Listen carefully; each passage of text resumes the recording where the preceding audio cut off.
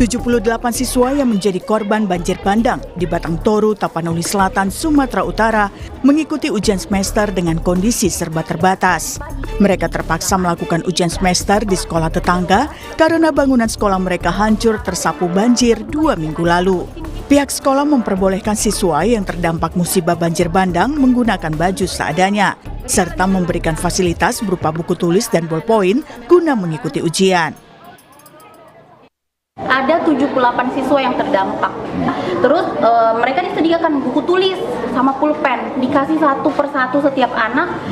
Terus dengan keadaan baju apa adanya. Kita tidak pakai baju sekolah saat ini, Pak, karena baju sekolah dalam keadaan hanyut dan mungkin beberapa yang masih belum bisa bersih untuk dicuci. Menteri Pendidikan Dasar dan Menengah Abdul Muti meminta pemerintah daerah 3 provinsi terdampak bencana, Aceh, Sumatera Utara, dan Sumatera Barat, untuk menentukan sendiri jadwal pelaksanaan ujian semester. Menurut Muti, masing-masing wilayah terdampak bencana mempunyai kondisi yang berbeda-beda. Kemudian yang terkait dengan tadi pembelajaran sebagainya, sebenarnya kami fleksibel.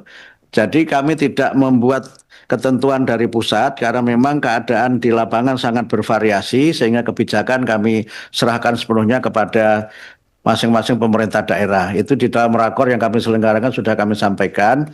Termasuk sekolah juga tidak harus menyelenggarakan tes. Itu juga kebijakan masing-masing sekolah. Pendidikan memang menjadi salah satu tantangan dalam rehabilitasi pasca banjir yang menerjang Aceh, Sumatera Utara, dan Sumatera Barat. Di Aceh, sekolah di 15 kabupaten dan kota belum dapat melaksanakan pembelajaran. Sementara di Pidi, Subulu Salam, dan Loksomawe sudah dapat melakukan kegiatan belajar mengajar secara bertahap. Di Sumatera Utara, dari 18 kabupaten kota, hanya Tapanuli Tengah dan Sibolga yang belum bisa melakukan pembelajaran. Untuk wilayah Langkat, Tapanuli Utara, dan Tapanuli Selatan, sebagian sudah melaksanakan pembelajaran. Sementara di Sumatera Barat, dari 19 kabupaten kota terdampak, sebagian besar sudah dapat melaksanakan pembelajaran, kecuali 93 sekolah yang terdampak di Kabupaten Agam masih diliburkan sampai 22 Desember 2025. Tim Liputan, Kompas TV.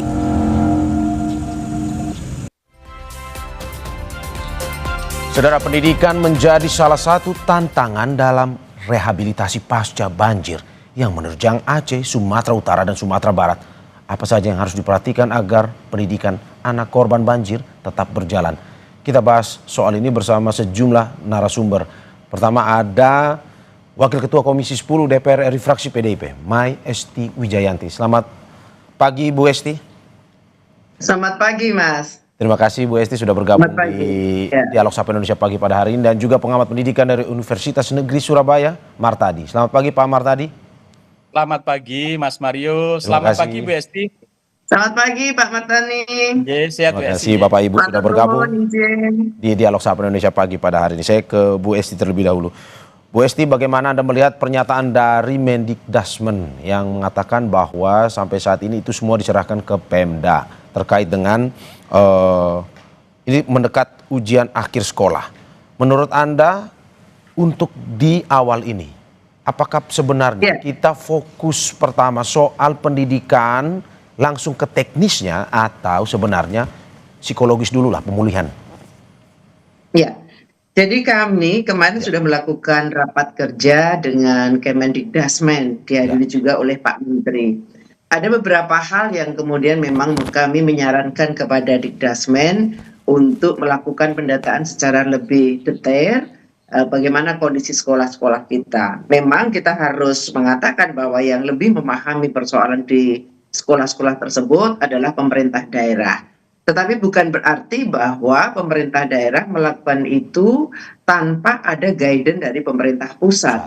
Untuk itu kepada Kemendikdasmen, khususnya melalui Pak Menteri, kemarin kita juga meminta bahwa Pak Menteri Kemendikdasmen harus membuat acuan ataupun keputusan menteri. Di ruang-ruang mana pemerintah daerah bisa melakukan keputusannya sendiri dan bagaimana intervensi dari pemerintah pusat.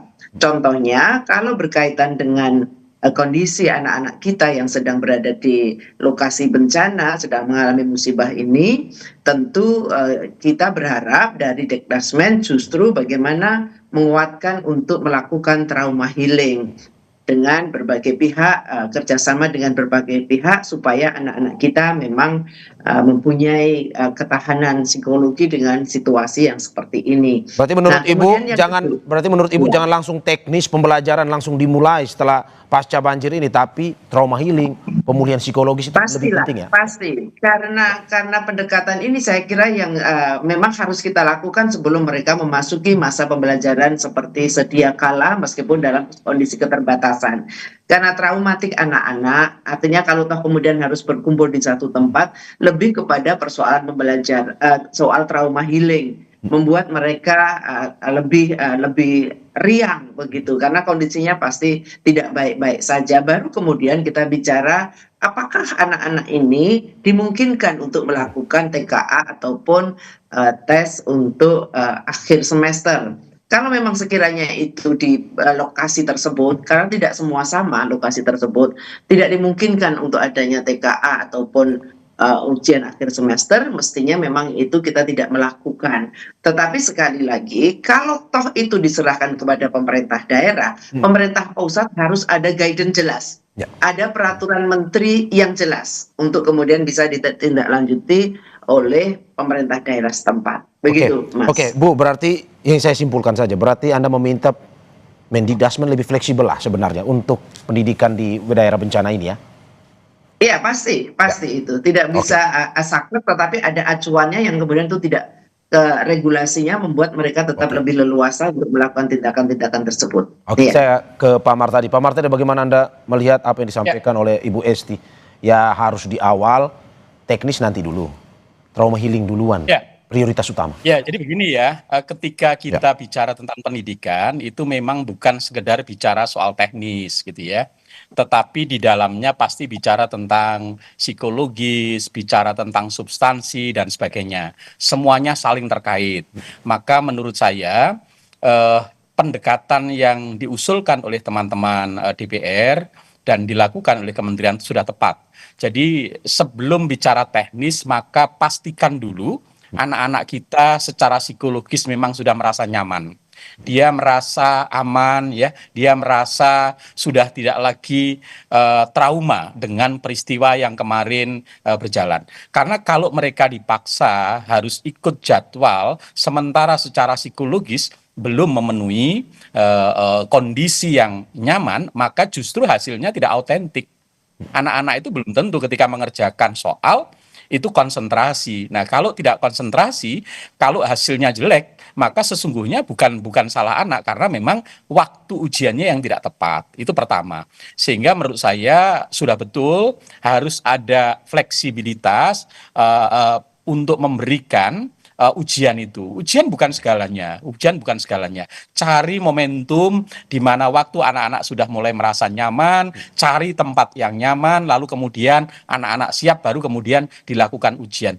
Bahkan ujian juga tidak harus pagi hari ya, bisa saja siang, biasa minggu, apapun. Yang terpenting anak-anak terdampingi dulu pemulihannya, karena itu adalah hal terpenting, karena akan mewarnai kehidupan anak selanjutnya. Oke, Pak Martadi, kalau kita berbicara spesifik soal trauma healing ini, trauma healing seperti apa sebenarnya yang dibutuhkan oleh anak-anak sekolah, guru, untuk pada akhirnya bisa siap menghadapi pendidikan ataupun kegiatan belajar mengajar nanti? Ya, trauma healing yang harus dilakukan pasti adalah anak-anak, ada orang tua, ada guru yang kehilangan anggota keluarga. Ada yang dia shock karena rumahnya hilang ya ditelan itu. Kemudian bagaimana dia menyaksikan ada tetangga, ada saudara yang kemudian mengalami kondisi dan dia tidak bisa menolong itu. Pasti harus dipulihkan dulu bahwa ini adalah sebuah kejadian yang memang harus diambil sisi positifnya, kemudian mereka mulai bisa lebih tenang menghadapi ini, dan kemudian dibangunkan rasa hope, optimisme bahwa nanti semuanya akan baik-baik saja, pemerintah akan hadir, kemudian mereka tidak sendiri dan semuanya. Ketika mereka sudah merasa nyaman, sudah mulai proses pemulihan, kemudian mereka sudah mulai ada hope untuk bangkit kembali meneruskan kehidupan, baru kemudian nanti kita bicara tentang persoalan teknis, bicara tentang ujian, bicara tentang persiapan sekolah, bicara dan seterusnya. Itu kira-kira Mas Mario. Oke, sebelum saya Ya, ke dan itu tidak hanya dengan untuk peserta didik, ya Pak Betul, Tadi. betul. Ya, Bahwa betul, ini juga betul. untuk tenaga pendidik dan tenaga kependidikan, sesuatu Betul. yang tidak mudah.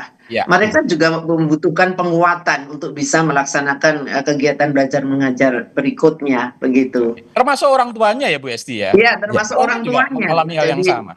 Bahkan iya, mohon maaf Mas Mario, Ya. ini kami juga sedang melakukan trauma healing mahasiswa yang berasal dari daerah terdampak yang di Surabaya. Jadi bukan hanya kita bicara tentang anak-anak di di tempat daerah lokasi. terdampak, Ya. ini kami punya 650 mahasiswa yang berasal dari Aceh, Sumatera, Padang, yang sekarang mereka juga shock karena mendengar berita keluarganya itu. Dan ini kami juga langsung melakukan penanganan, lalu kemudian dengan cepat kita memberikan beasiswa sampai semester 8 dan seterusnya. Iya, Ini keren adalah bagian sekali. untuk penanganan secara komprehensif, bukan parsial, bukan hanya menekankan pada aspek ujian sekolah, teknis, itu hanya soal teknis sekali menurut saya. Ya Bu Esti, Anda juga melihat itu ya, bahwa guru menjadi sesuatu yang prioritas juga selain anak-anak ini ya untuk mendapatkan trauma healing tersebut karena bencananya bersifat masif dan semua merasakan. Betul. Jadi memang kita di dalam keputusan kemarin mendorong Kemendikdasmen untuk memberikan dampingan psikologis termasuk trauma healing. Ya. Jadi tidak hanya kepada anak didiknya saja, tetapi juga kepada guru, tenaga kependidikan, dan juga harus bisa menyentuh orang tuanya. Semuanya harus siap dulu. Dan kita berterima kasih kepada UNESA, bahwa UNESA bergerak cepat, salah satu perguruan tinggi yang bergerak cepat, untuk kemudian juga mengambil sikap luar biasa, kegotong royongan yang luar biasa ketika anak didiknya atau mahasiswa-mahasiswinya yang berasal dari daerah bencana mendapatkan beasiswa sampai semester 8. Ini luar biasa, tanpa harus menunggu apa yang bisa kemudian pemerintah berikan kepada UNESA, tapi UNESA memutuskan itu. Tidak semua perguruan tinggi sanggup. Maka kemarin ketika kami juga melakukan rapat dengan Dikdasmen, keputusan utamanya terkait dengan mahasiswa yang terkena dampak bencana, yang berada di luar daerah bencana, juga harus mendapatkan perhatian khusus. Jangan sampai mereka terputus menjadi DO begitu ya, atau skripsinya terlambat kemudian harus di drop out. Itu tidak kita lakukan. Kita meminta ada kebijakan-kebijakan terkait dengan mereka, termasuk juga pembayaran UKT-nya. Ya. Bagaimana negara kemudian juga harus hadir untuk mereka. Sekali lagi Pak Martadi, terima kasih. Ya. Kami mengikuti dan dilaporkan kita melakukan itu. Berarti bukan hanya mereka yang berada di daerah bencana ya Pak, tetapi juga berada di luar tapi memiliki hubungan dengan wilayah bencana tersebut. Pak Martadi, saya ingin tanyakan kepada Anda, berapa waktu lamanya kalau Anda lihat? Karena ada pembicaraan bahwa ini sebenarnya kalau sudah terlalu lama mungkin saja akan ada usulan kegiatan belajar mengajar secara darurat. Apakah bisa seperti itu, atau kalau menurut Anda, prediksi Anda berapa lama sebenarnya hingga akhirnya kegiatan belajar mengajar tersebut bisa dilakukan dengan normal lagi? Ya, tentu ini kan bergantung kepada komitmen dan kecepatan penanganan dampak yang terjadi. Jika kemudian proses pemulihan infrastruktur, kemudian penyiapan sarana sekolah itu bisa dilakukan dalam waktu hitungan bulan, taruhlah dalam 3 bulan ke depan, maka kemudian kita bisa saja segera melakukan proses pembelajaran secara normal. Tetapi kalau tidak, menurut saya juga tidak salah kita menetapkan dengan kurikulum khusus, ya, kurikulum darurat. Sehingga nanti target kurikulumnya jangan disamakan dengan daerah-daerah yang tidak terdampak gitu ya. Saya pikir tidak ada masalah karena ruang-ruang itu ada di daerah, kemudian tinggal nanti secara pemerintah pusat menetapkan guideline. Saya setuju dengan Bu Esti tadi. Memang pemerintah pusat harus ada guideline. Karena apa? Seringkali daerah itu terlalu takut dan tidak berani mengambil langkah karena takut nanti akan ada sanksi, peringatan dan sebagainya dari pusat. Kalau ada guideline, ada surat yang diluncurkan oleh pemerintah pusat, maka daerah tidak ragu-ragu untuk mengambil langkah. Saya pikir ini penting membangun komitmen antara daerah, kota, provinsi, pusat. Karena kewenangan pendidikan berada di pusat, di provinsi, di kabupaten kota. Ada kebijakan yang selaras ya Pak ya? Kebijakan yang selaras antara pemerintah pusat dan daerah. Saya ke Bu Esti. Bu Esti, apa yang disampaikan Iya. oleh Pak Martadi? Perlukah sebenarnya kalau misalkan ini berlangsung lama ada kegiatan belajar mengajar atau kurikulum darurat?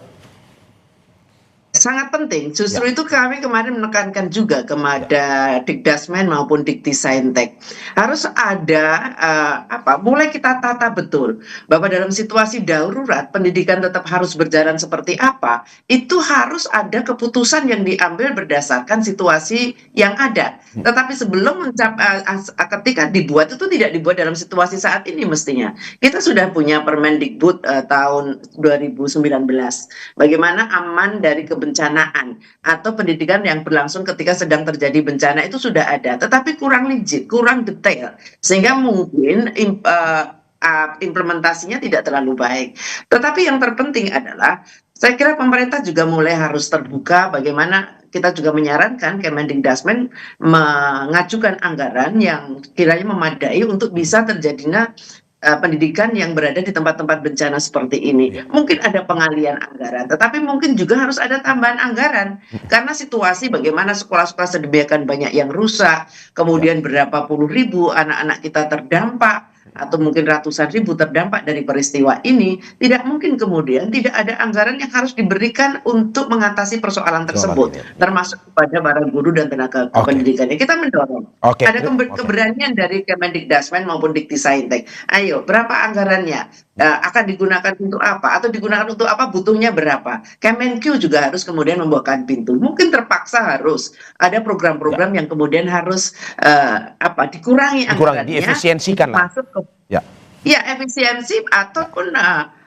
lebih tepat anggarannya diberikan lebih tepat pada situasi seperti ini.